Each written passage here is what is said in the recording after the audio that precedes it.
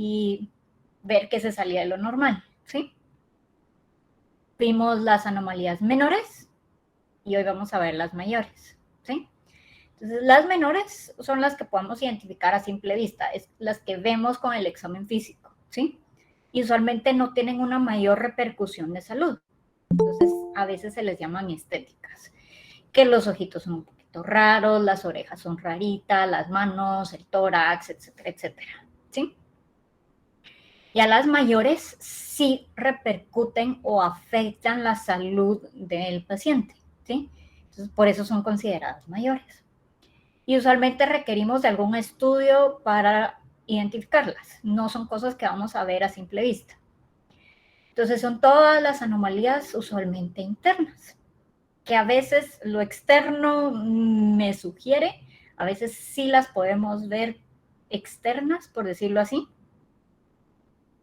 pero usualmente son internas.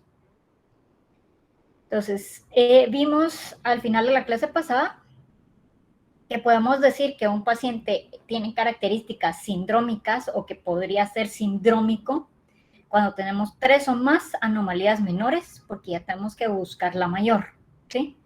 Porque si tenemos 3, ya sube el 41%, y si son más, pues hay todavía mayor índice de probabilidad de tener una anomalía mayor.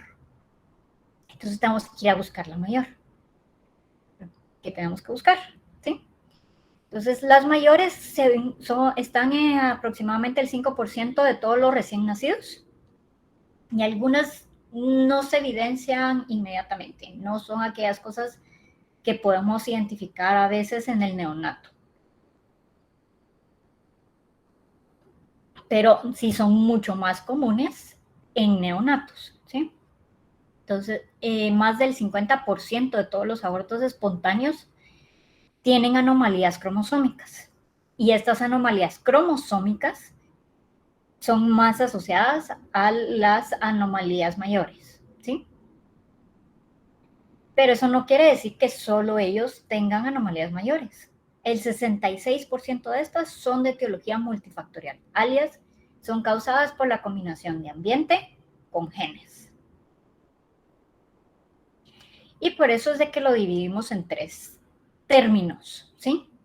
Porque las anomalías mayores pueden ser de origen cromosómico, pueden ser congénitas o pueden ser multifactoriales, ¿sí?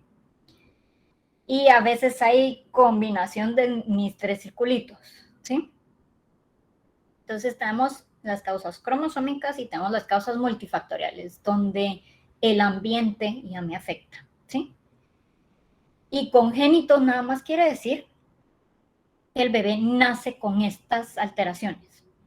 No es algo que desarrolla durante su vida extraútero, sino que es algo que desarrolla intraútero, ¿sí?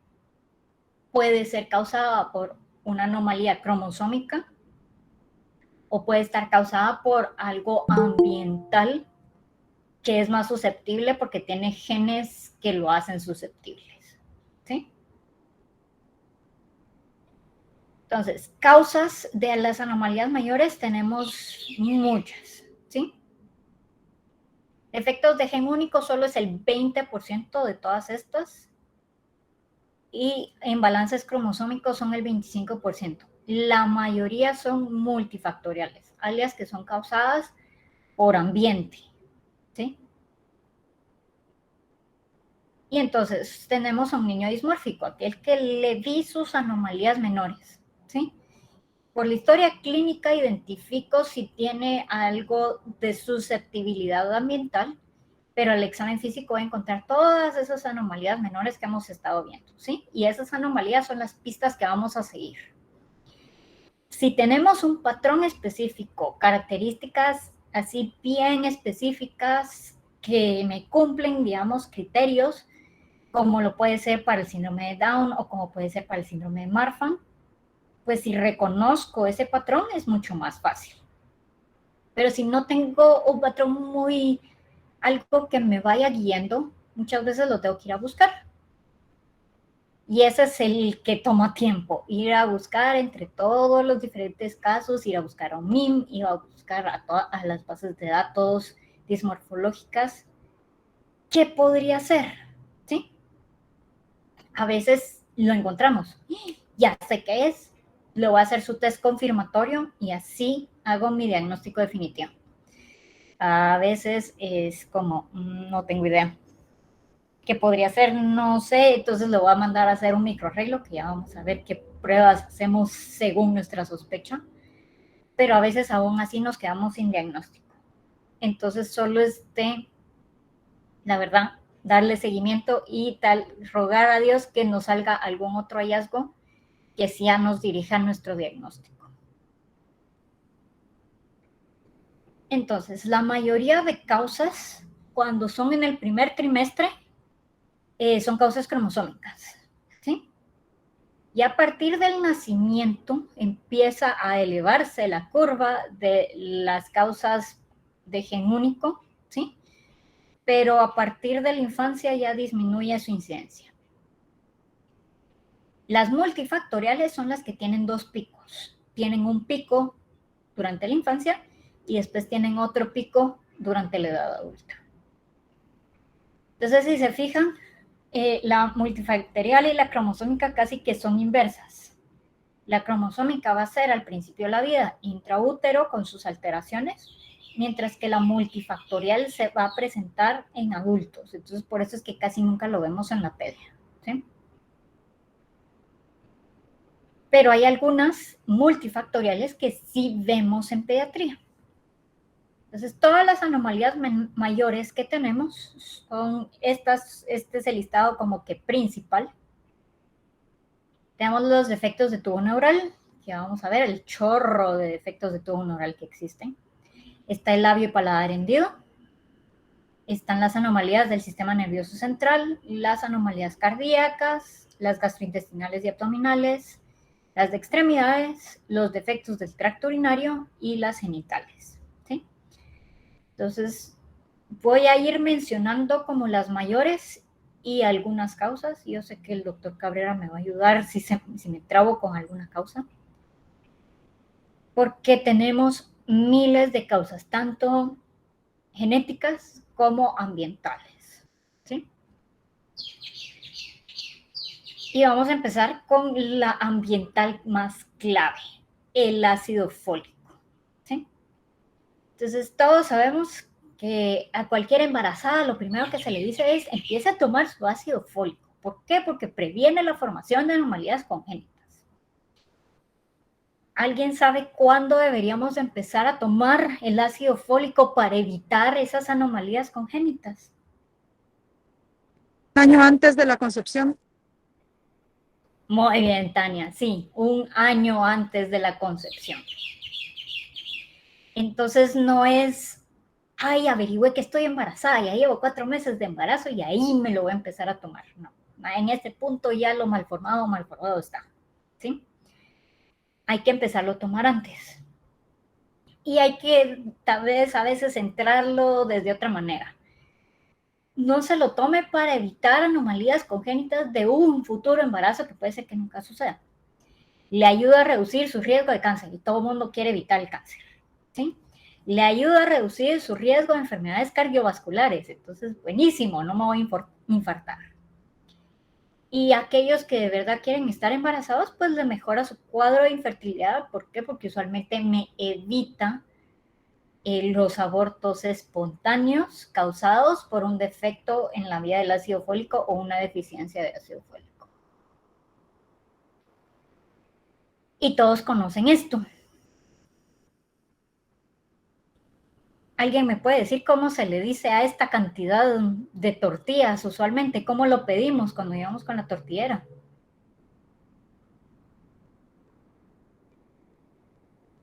Muñeco. Un muñeco. En EPS me enseñaron que también se le dice la cobra, porque pareciera como forma de cobra. Entonces, todo mundo ha comido tortillas. Espero que no el muñeco entero, pero todo mundo ha comido tortillas. Y todos en Guate usualmente tenemos una dieta basada en tortillas, ¿sí? Pero el problema es de que las tortillas llevan algo extra que me afecta a mi ácido fólico. ¿Alguien sabe qué es? Aflatoxina. Aflatoxinas, cabal. Entonces, la fumonicina es como la más común y es la principal. Y la fumonicina lo que afecta es que me bloquea la función del ácido fólico.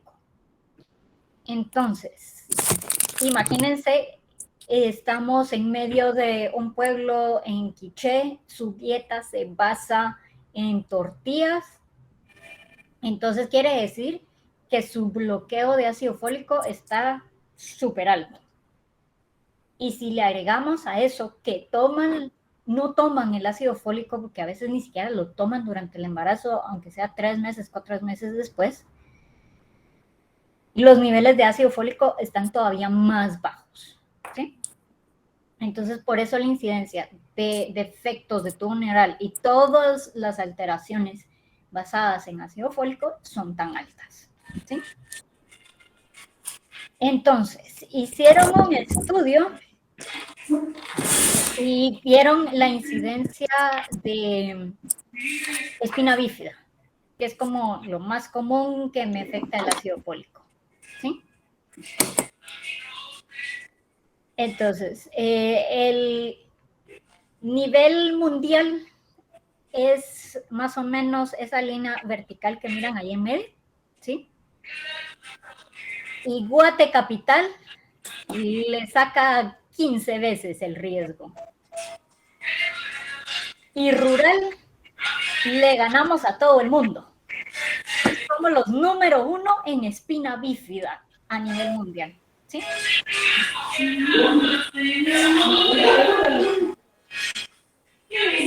Lo siento, no sé quién tiene el micrófono abierto.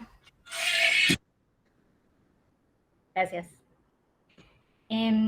Entonces, esto fue 2000, año 2000.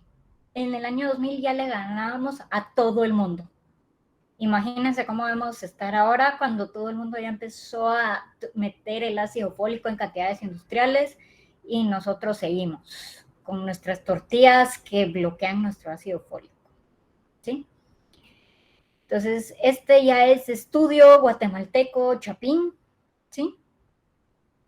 Que fueron viendo las anomalías congénitas mayores en los hospitales nacionales y algunos regionales, ¿sí?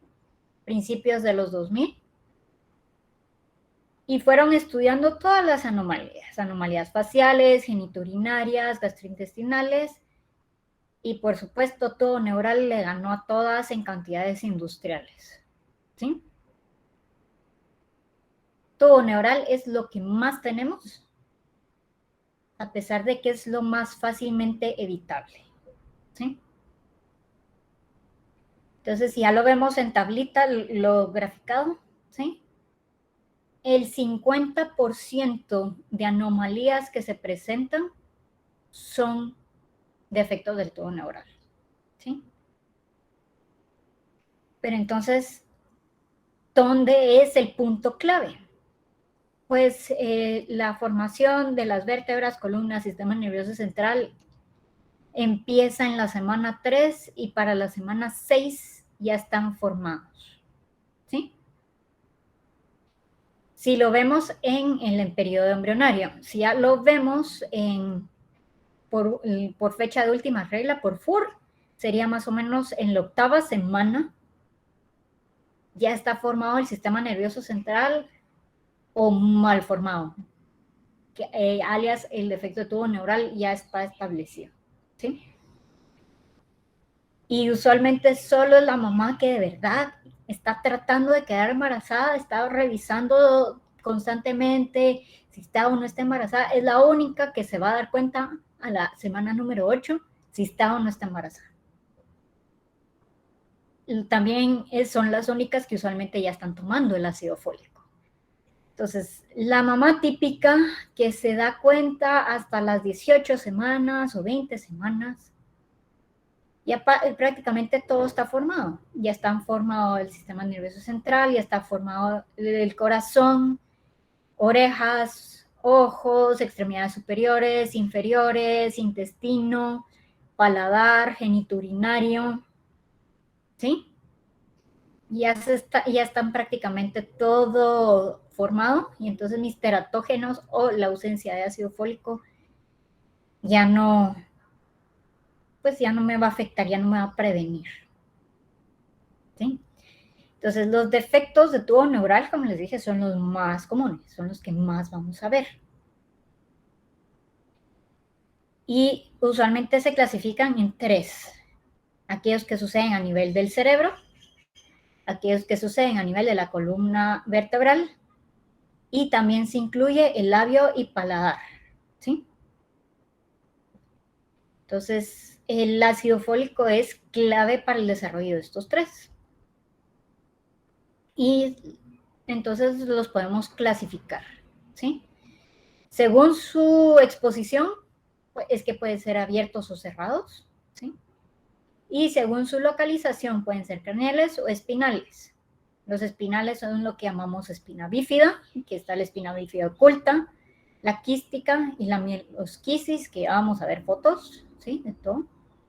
Y las craneales tenemos la anencefalia o exencefalia y el cefalocele, ¿sí? Que el cefalocele es lo más común, que podemos tener un encéfalo meningocele o un meningocele o un encéfalo hidromeningocele, que también ya vamos a ver fotos más o menos de qué es cada uno.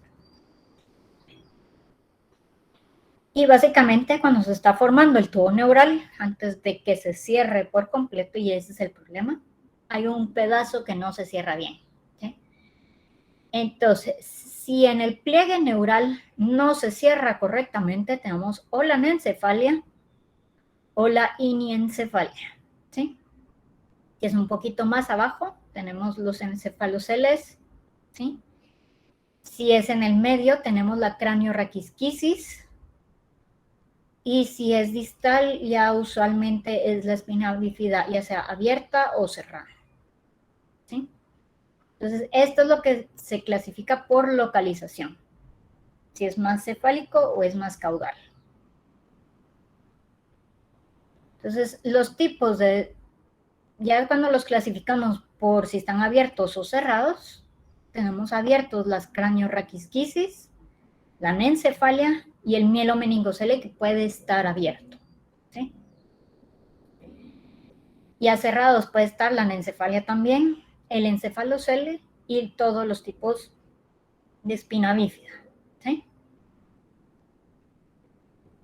Entonces vamos a empezar con la anencefalia, que dependiendo de qué tan severa es, puede ser un aborto espontáneo o un óbito, dependiendo de la edad gestacional cuando mueran, o puede nacer. ¿Qué tan comunes son? Son relativamente comunes, ¿sí? No es tan raro que nazca un bebé con anencefalia. Y como les dije, puede estar abierto o puede estar cerrado, ¿sí? Los abiertos son los que usualmente son muertes intraútero y los cerrados son usualmente los que sí llegan a nacer. Su pronóstico es extremadamente malo. Entonces, por favor, nunca vayan a intubar una anencefalia.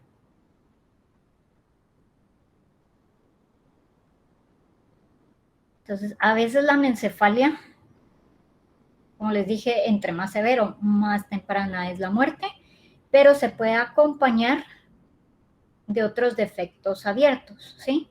Esto es un mielomeningocele abierto, donde puedo ver eso rojito bonito que se mira ahí, esa ya es médula espinal. Y usualmente puedo encontrar allí pedacitos de hueso que no se formaron correctamente, ¿sí? Entonces, esos son los abiertos. Y como puede ser ambiental, ácido fólico, exposición a bloqueantes de la vía del ácido fólico, ¿sí? A veces también puede ser genético.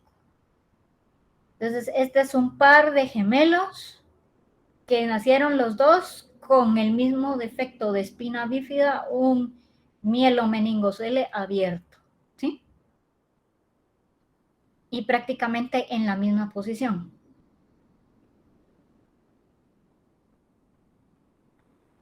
Entonces, esos son los abiertos más comunes. Ahora nos vamos a ir a los cerrados, ¿sí? Entonces tenemos los encefaloceles, que puede ser una mini bolita por ahí, que idealmente en neurocirugía la cierra en un 2x3, nomás nace el niño, ¿sí? Pero a veces el defecto puede ser enorme. Y aquí les tengo la pregunta, ¿qué creen que tiene más masa encefálica, el encefalocele o el cráneo?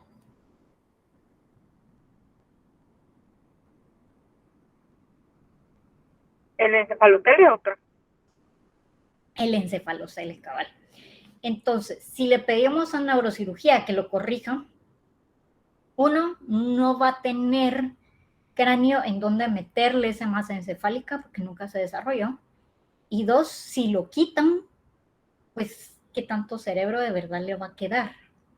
Entonces, estos también son de muy mal pronóstico. Piénselo como una anencefalia, porque si quitamos eso que no va a quedar adentro del cráneo, prácticamente no va a quedar con nada funcional, ¿sí? Entonces, súper mal pronóstico también. Pero hay diferentes posiciones. A veces, inclusive, pueden ser frontales y salir literalmente como que si tuviera una segunda nariz. Este es un encefalocele frontal que hay que hacerle su TAC 3D para ver cuál de todos los huesos, si es el esfenoides o el etmoides el que tiene el defecto, ¿sí? Y por supuesto hay que ver qué tanto afecta para que, a ver si neurocirugía se decide meter o no meter a corregirlo, ¿sí? Hay que tener cuidado porque a veces también estos se pueden volver abiertos porque la capa de piel es muy frágil, es muy lábil, entonces a veces empiezan a perforar y hay que correr, porque si se infecta eso, es una encefalitis masiva y se infecta todo, no solo las meninges, sino que el encéfalo también se puede infectar y ahí sí ya se vuelve de mal pronóstico. ¿Sí? ¿Y cómo clasificamos a los encefaloceles? Es más que todo la posición, digamos, este es occipital, que está muy bajito. Este se le considera frontal porque es en el lado de la cara. Hay algunos que son parietales, como este, ¿sí? Y también se pueden clasificar si son encefaloceles, si tienen masa cerebral, ¿sí? Si tienen encéfalo. Pueden ser solo mieloceles, si solo es líquido. Y pueden ser mielomeningoceles si las meninges, parte de la dura, está ahí metida, ¿sí? Y por supuesto, Guate es famoso por sus combos, ¿sí? Su encefalocele masivo más su mielomeningocele abierto. Y si se fijan, tiene un poquito de pelito aquí abajo, que quiere decir que probablemente tiene otro defecto aquí abajo, ¿sí?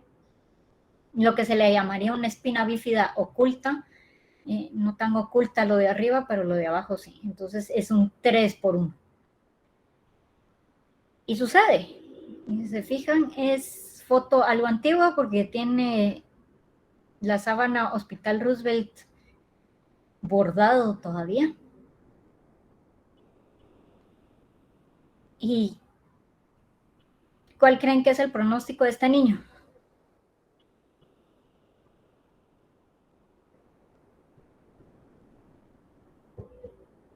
Es reservado, pero Muy reservado. El tamaño de ese encefalocele y los defectos de columna. Entonces, las probabilidades de que tenga secuelas muy, muy grandes son muy altas.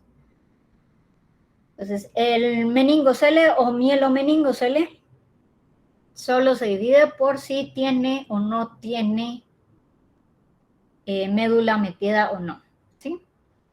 Entonces, esto es súper fácil de identificar. Agarran su lamparita, si tienen lamparita, si no, agarran el celular y prenden la lámpara del celular, ¿sí? Y lo ponen detrás de la masita. Y literalmente, si tiene meninges metidas, se le va a ver el colochito ahí metido. Si se pasa la luz perfectamente, es que solo es líquido y es un meningocele y su pronóstico es todavía mejor, ¿sí? Esto lo puedo ver por ultrasonido prenatal, ¿sí? Cuando están haciendo los ultras prenatales, un buen ginecólogo debería poderlo identificar, ¿sí?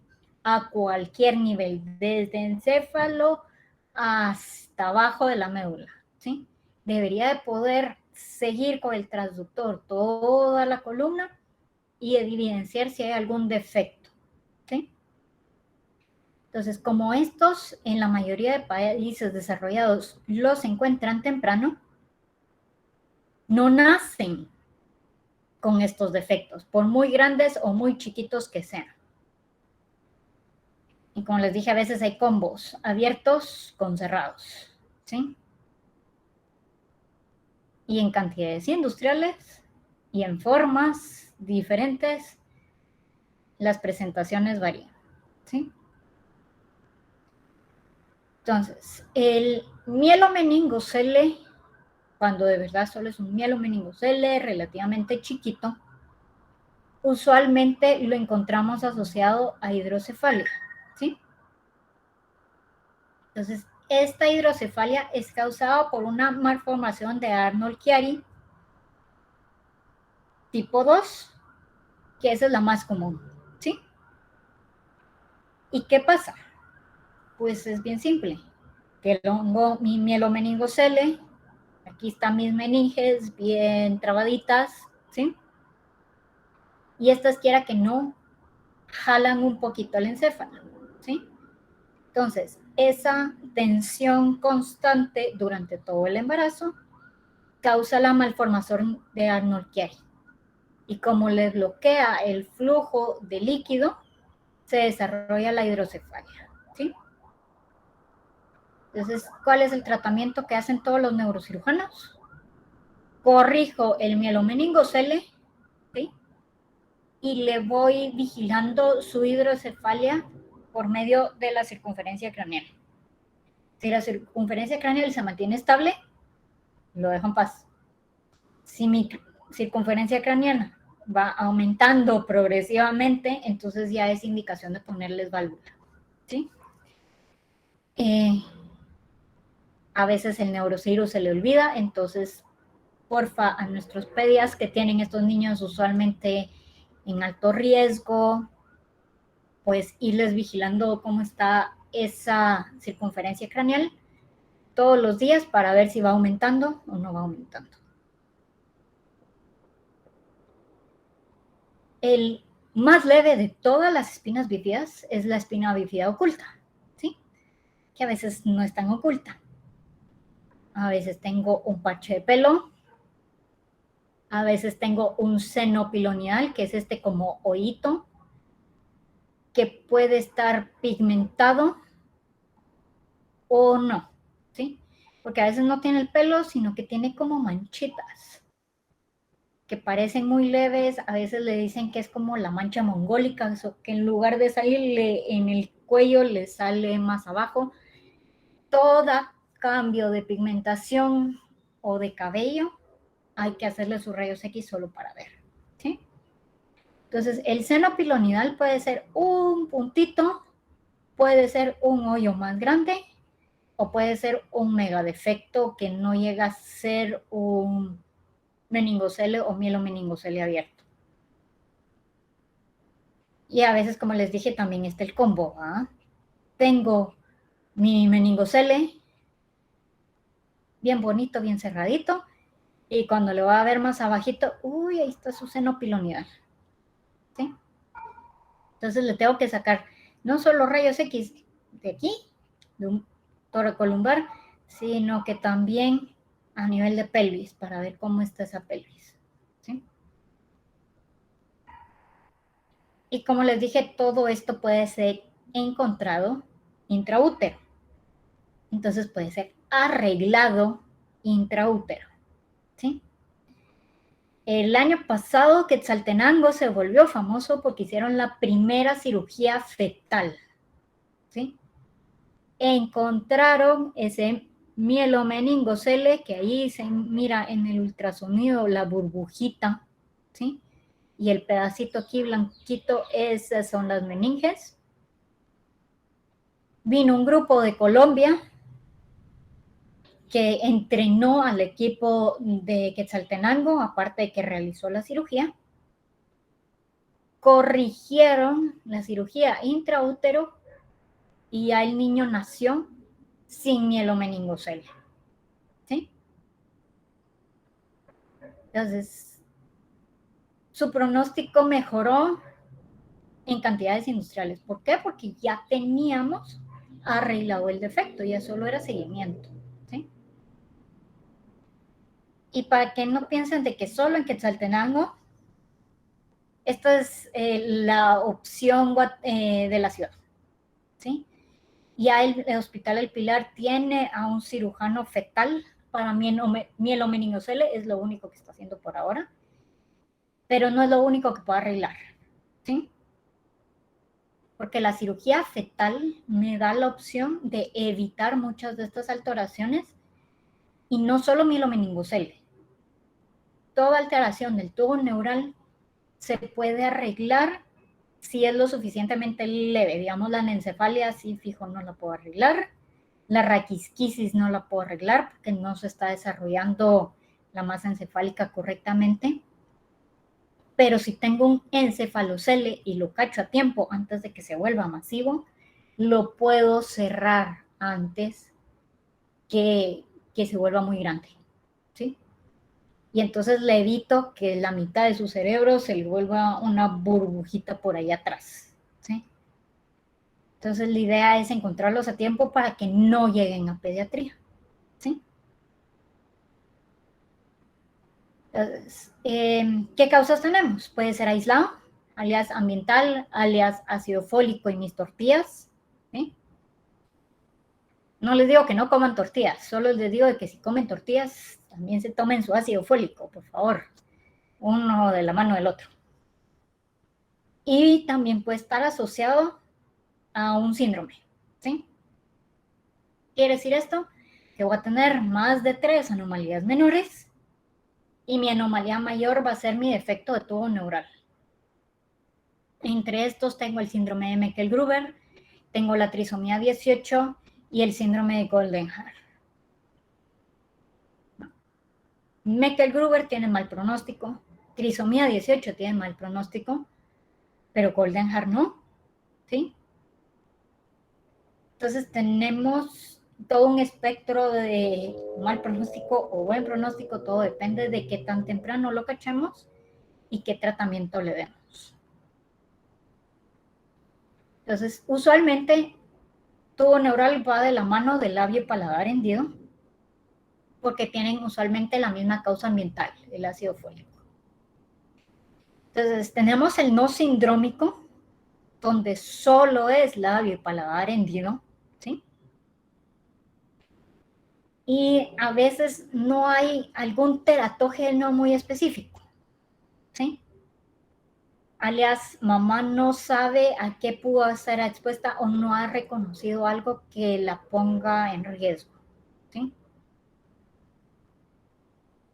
Pero tenemos diferentes tipos de paladares y labios hendidos porque tienen diferentes causas, ¿sí?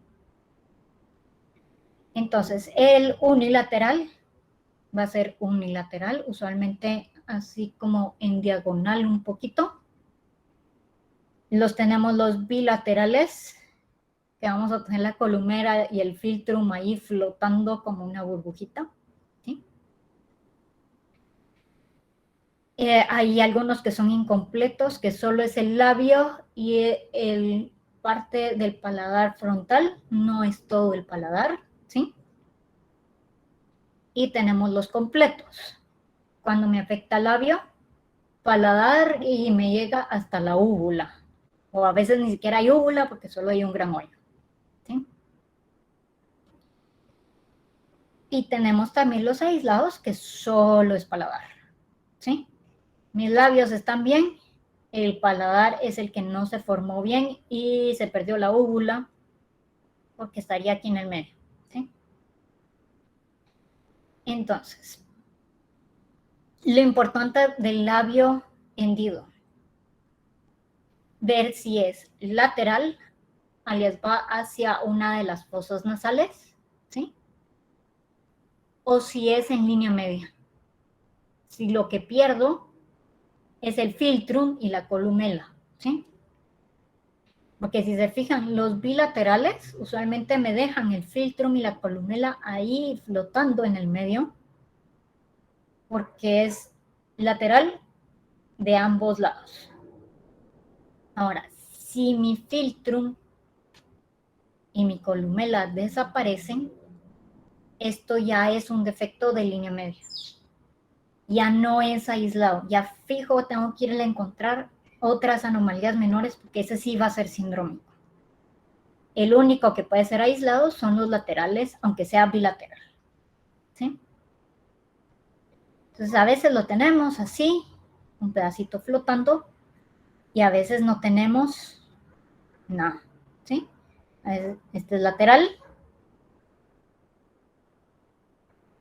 Y a veces tenemos el lateral, que esta es una historia bien divertida.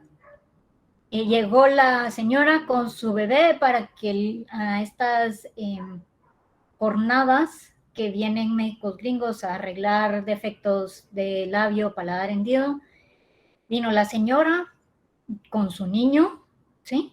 Para que le arreglaran el labio y paladar del niño. Le dijeron que solo le iban a arreglar el labio en ese momento. Y la señora hablaba un poco rara, entonces los estudiantes le pidieron, mire señora, ¿me puede abrir la boca? Y encontraron, mamá, le habían hecho lo mismo, corregido el labio y parte del paladar anterior, pero le habían dejado todo el defecto del paladar posterior, del paladar duro, ¿sí? Entonces ella hablaba un poco raro, pero porque tenía ahí un gran hoyo, que nunca le habían corregido. Por supuesto le dijeron que se asegurara que a su hijo sí le corrigieran el paladar para que no tuviera problemas después. Pero si se fijan, mamá lo tiene, hijo lo tiene, ya tenemos el componente hereditario. Ahí ya no podemos decir es aislado, es ambiental, tenemos que ir a buscar cuál es la causa genética, porque si lo heredó, quiere decir que ya tenemos un componente genético importante, ¿sí? Ahora, este es el que les digo de línea media. No tenemos columela, no tenemos filtro, solo tenemos un mega hoyo que se va hasta atrás, ¿sí? Y si se fijan, tampoco tiene huesos nasales, ¿sí? Les puse esta foto porque vamos al siguiente, es la intro al siguiente defecto o anomalía mayor, que es la holoprosencefalia, ¿sí? Entonces la holoprosencefalia es cuando no se cierra ese tubo neural, pero mi defecto no queda posterior, sino que queda anterior. Y se puede clasificar según qué estructura se forma, ¿sí? Si el cierre fue tan lento, que nunca se cerró por completo, esa me va a dar una holoprosencefalia alobar, ¿sí? La alobar es literalmente esto. No tiene lóbulos cerebrales, no tiene frontales, no tiene parietales, no tiene nada, solo tiene un pedacito de encéfalo que no es funcional y va a tener un megaventrículo que está llenando todo el espacio en medio, ¿sí? Después tenemos la semilobar, Si se logró cerrar, hubo un poquito, ¿sí? Entonces vamos a tener un par de lóbulos cerebrales, pero tampoco vamos a tener mucha masa encefálica. No hay surcos, no hay giros, no hay nada. Entonces también tienen muy mal pronóstico. A veces tienen 2 ventrículos adentro, a veces solo tienen un ventrículo muy, muy grande. Depende también, como les dije, en qué tanto se logra cerrar, ¿sí?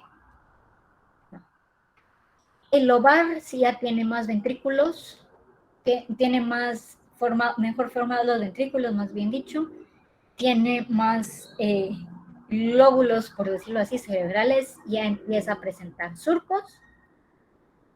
Y después tenemos las microformas, donde hasta que no le hagamos la TAC, no lo vamos a ver, ¿sí? Entonces, las microformas pueden ser un pequeño labio paladar hendido en línea media, como este niño. Puede ser un torus palatino, como es esto, ¿sí? Y el más común es el incisivo único frontal. Solo tiene un incisivo. Y no es tan raro como parece, ¿sí? Tiene una adecuada formación de las órbitas, tiene una adecuada formación de huesos nasales, de columela, de filtrum, pero se tardó tanto el paladar en cerrar que solo se forma un incisivo único, ¿sí? Y todos aquellos que tienen incisivo único, le tengo que ir a hacer su TAC o su rezo para ver cómo se formó ese encéfalo, ¿sí? A ver, ¿qué tanto se formó? Entonces, la holoprosencefalia, porque tiene diferentes formas o diferentes presentaciones, se le dice que es un espectro. Como espectro autista, pues hay espectro de holoprosencefalia. Entonces, la microforma va a tener, sí, alteraciones faciales mínimas, tal vez 1 a 2 anomalías menores. Ese va a ser el más leve. Y después nos vamos a la lobar, que va a ser el más severo, que no va a tener lóbulos, no va a tener separación de sustancia gris, sustancia blanca, ¿sí? Tiene un ventrículo único masivo, ¿sí? Y este es el que más alteraciones físicas vamos a tener. Puede tener una sola órbita con un solo globo ocular, alias una ciclopía. Puede tener las dos unidas, ¿sí? O puede tener los ojos súper pegaditos. La loba es la que a veces no tiene huesos nasales, a veces no siquiera tiene las dos nares separadas, sino que solo tiene un agujero nasal, y son los que van a tener el defecto de paladar y labio en línea media, ¿sí? Estos en medio pueden tener cualquier cosa física, pero lo que importa es más que todo encéfalo. Dejando el sistema nervioso central, porque ya me estoy quedando sin tiempo, tenemos a los defectos cardíacos. Entonces, estos son los que los voy a ocultar. Uy, tiene un soplo, lo voy a mandar al eco y podemos tener un chorro de cosas, ¿sí? Tenemos defectos del ventrículo, ¿sí? Tenemos hipertrofias de ventrículos, tenemos estenosis de las arterias pulmonares, tenemos alteraciones auriculares, los CIAs, ¿sí? Tenemos la persistencia de los ductus arteriosos, que son súper comunes. Y yo creo que el doctor Cabrera es el que mejor se lo sabe que yo. Cada uno está asociado a un síndrome.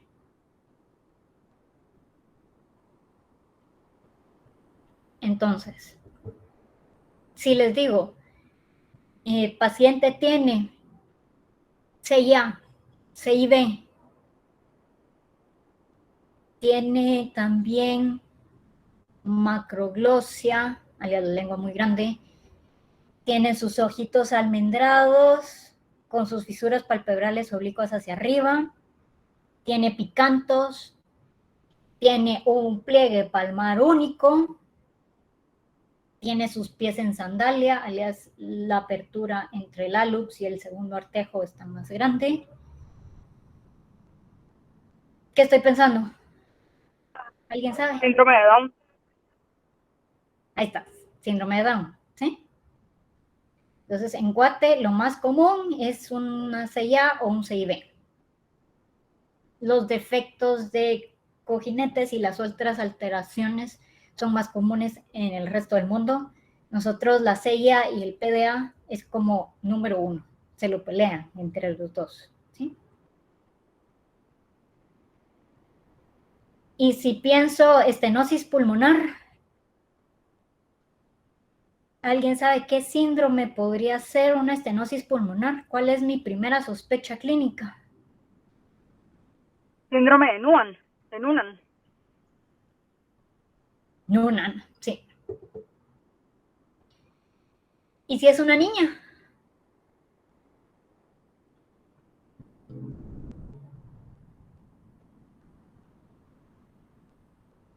Uy, ahí sí los trabé, ¿verdad?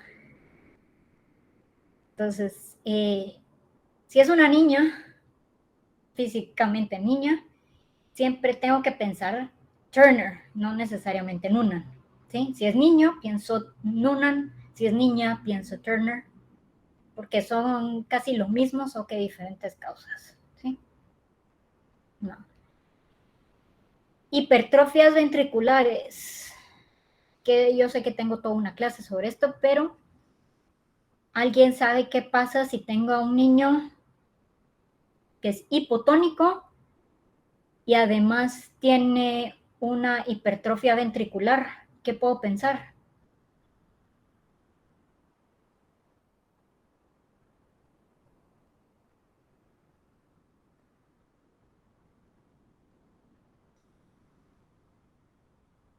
Que conste que se vale decir no tengo idea.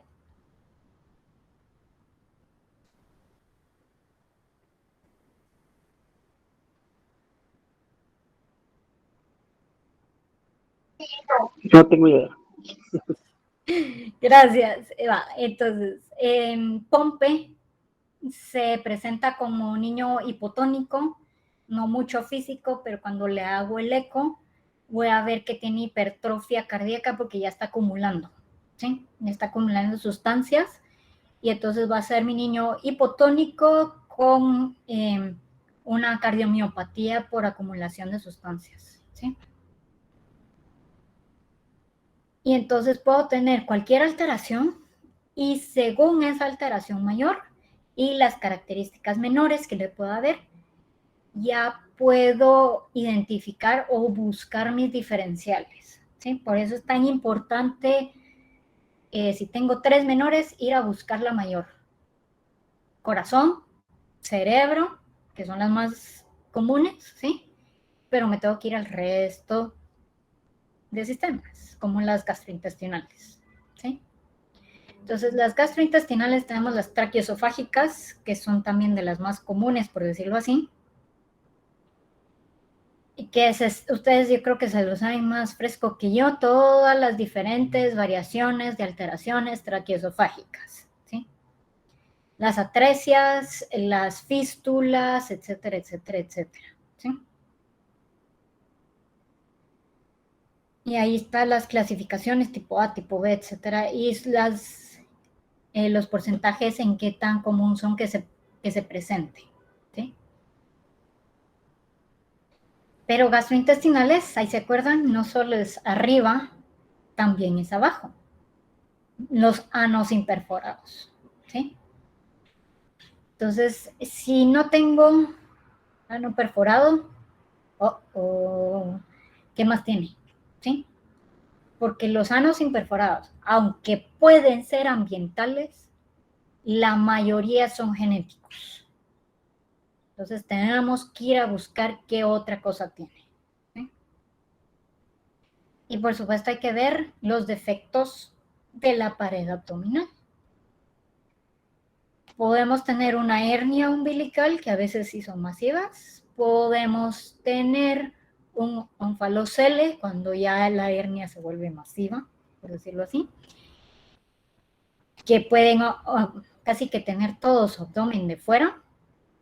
Y por supuesto, el extremo, las gastrosquisis, donde no se forma pared abdominal. Y ojo que me faltó la foto, pero porque no encontré una buena foto. Está lo que se le llama el síndrome de prune belly, cuando no tengo rectos abdominales. Puede ser que no me falte el recto abdominal de un lado, o puede ser que no tenga rectos abdominales para nada, ¿sí? Y entonces se le llama prune belly porque pareciera como ciruela, un abdomen de ciruela, ¿sí? Y el niño traga y casi que se mira por dónde va pasando en el intestino ese poquito de leche, ¿sí? Que puede estar causas ambientales, sí, pero usualmente es genético, ¿sí? Es de nuevo, es nuevo, no es heredable.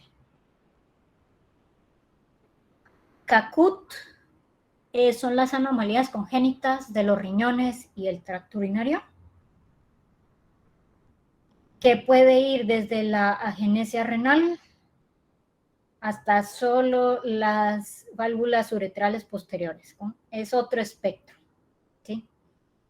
Tenemos un poquito de todo, y dependiendo de cuál es mi hallazgo de Caput, esa va a ser mi sospecha clínica, ¿sí? ¿Por qué? Porque síndromes se van a presentar con agenesia renal, hay otros que se presentan con riñones en herradura, y hay otros que solo se presentan con su megauréter o válvulas uretrales posteriores, ¿sí? Y ahí voy dirigiendo mi sospecha. Tengo una niña que nació con edema en todos lados, manos, pies, en el cuello, tiene su higroma quístico en el cuello, tiene un soplo cardíaco, le voy a hacer su ultra renal y tiene un riñón en herradura. Ya me está gritando cuál es su diagnóstico, solo lo tengo que ir a investigar si no estoy segura, ¿sí?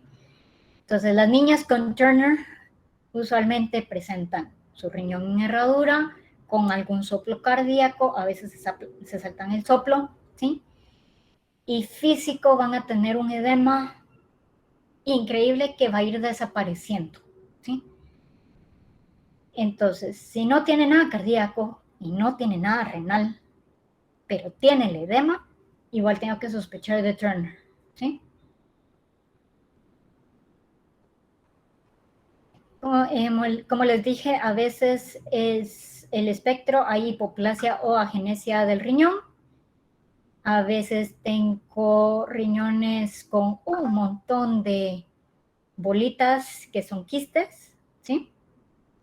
A veces tengo un duplex que tengo dos uréteres, a veces tengo hidronefrosis, a veces tengo solo de uréteres, etcétera, etcétera, etcétera, etcétera, ¿sí?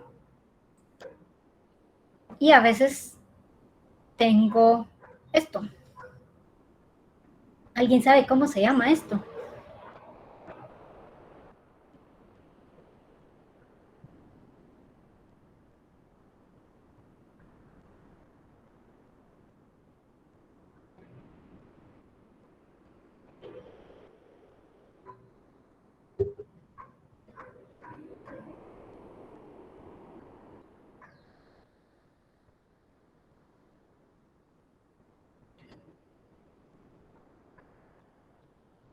Se vale decir no sé. No sé, doctora.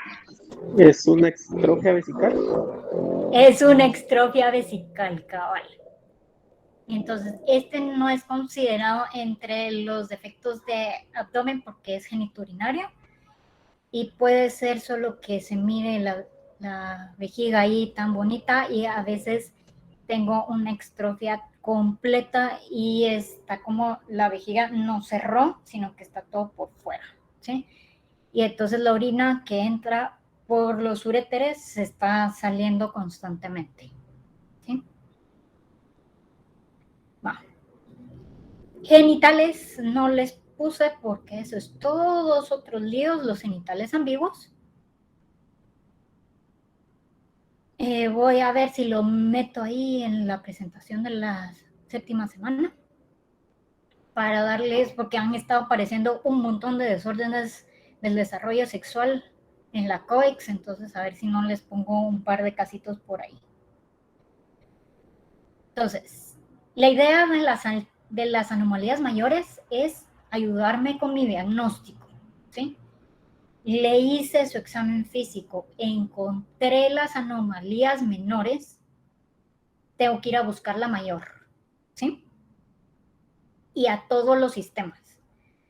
No me tengo que saltar sistemas porque a veces ahí es donde me saltó diagnóstico, ¿sí?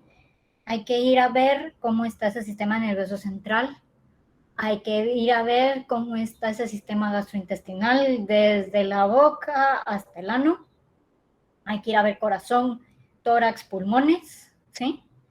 Hay que ir a ver cómo está ese abdomen, tengo visceromegalia, tengo algún defecto de la pared abdominal, tengo que ir a ver cómo está hígado, cómo están riñones, cómo está vejiga, ¿sí?